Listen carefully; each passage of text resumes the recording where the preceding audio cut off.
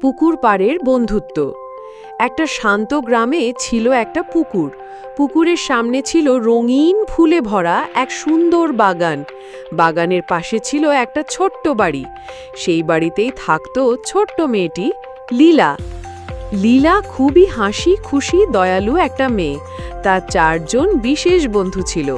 এক সুন্দর হরিণ, এক চঞ্চল খরগোশ, এক বিশ্বস্ত হাঁস আর এক মিষ্টি সাদা কবুতর। প্রতিদিন সকালে লীলা পুকুর পাড়ে বসে গান গাইতো। তখন হরিণ এসে তার পাশে দাঁড়াতো, খরগোশ লাফাতে লাফাতে ঘুরতো, হাঁস পানিতে ভেসে বেড়াতো, আর কবুতরটা আকাশে উড়ে এসে লীলার কাঁধে বসতো। একদিন পুকুরের জলে ঝড় উঠে গাছগুলো কাঁপতে লাগলো। লীলা ভয় পেয়ে গেল। তখন তার চার বন্ধু মিলে তাকে সাহস দিল। হরিণ বলল, তুমি ভয় পেও না, আমরা আছি।